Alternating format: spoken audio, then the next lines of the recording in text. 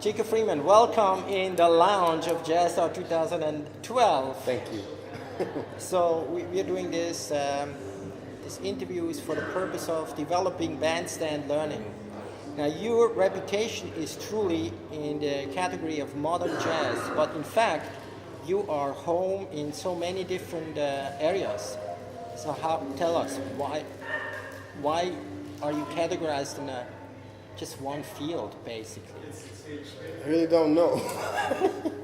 I can only guess that maybe I achieved a certain amount of fame in a particular field, and some of my successes, early successes, and it came with more modern jazz and forward-thinking jazz people, like Sam Rivers and Don Pullen, and I even played with Cecil Taylor when I came to New York. But the interesting thing was I was also playing with Barry Harris and Kenny Barron, but those things were at that time a little less high profile for some reason, I guess. Yeah. So that's the only reason I can imagine. But maybe explore here for other people that you are very versatile in Afro-Cuban music. Yes. You have done that. You have played with Arturo Sandoval. You have done just as much in the R&B field, or your passion and love being out of Chicago. Tell us. Well, I mean, when I grew up, most musicians, at least in the Midwest, but I would think most musicians have to, what we say, pay dues before you get to do the thing that, or even before you find out what is the thing that's really inside you, that you want to do. And so I worked a lot particularly in Chicago, where you have all kinds of music going on. I played blues. I worked all the blues clubs, like with J.B. Huddle and Junior Wells and Buddy Guy, and Memphis Slim, and places like Queen Bee's in Chicago. And that was part of the job. And then I did a lot of R&B stuff and Motown stuff. I worked at a place called the Regal, and that's why, in particular, one of the songs we're going to do, here is pretty close to me, because the guy who plays the alto solo on Reasons, Donald Myrick, his name, and who's with Earth, Wind & Fire and started the horn section called the Phoenix Horns. He's one of my very best friends.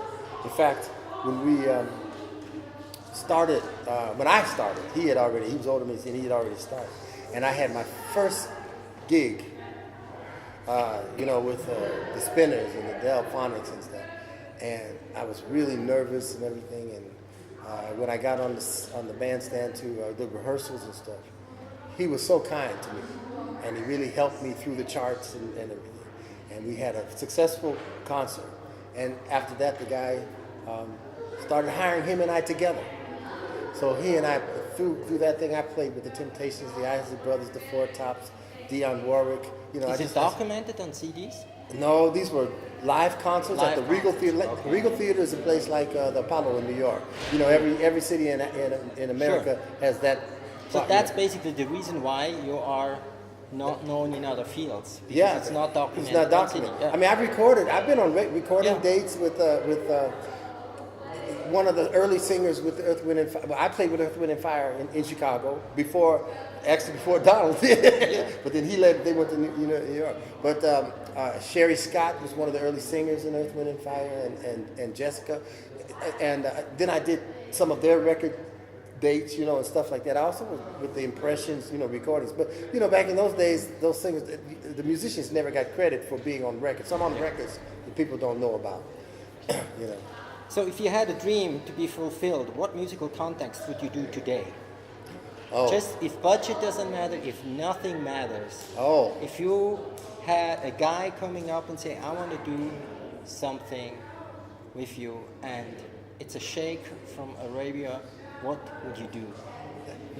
That would have to take some real thought, because I have so many loves, but I think probably I would want to do something very forward-thinking.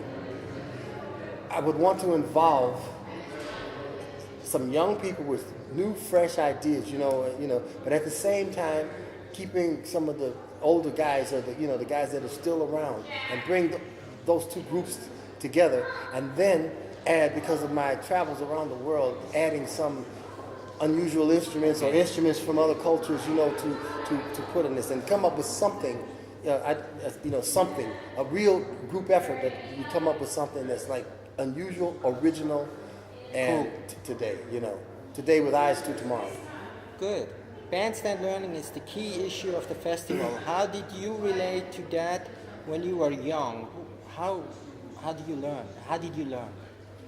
I was fortunate. I'm blessed. My father is a great jazz musician, and his two brothers.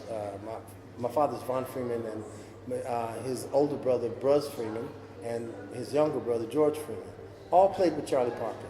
My father always had jam sessions, and he conducted jam sessions in Chicago.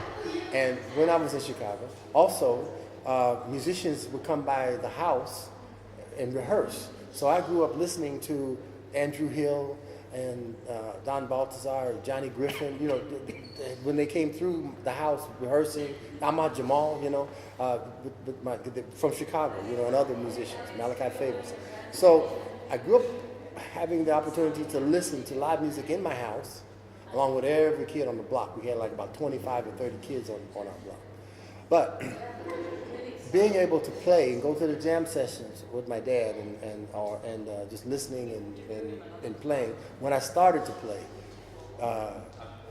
I learned like Charlie Parker learned. I learned like John Coltrane learned. Went out there and learned to play. You know, got embarrassed on the bandstand, you know, sometime, and then came back just like Charlie Parker. Joe Jones threw the cymbal at Charlie Parker.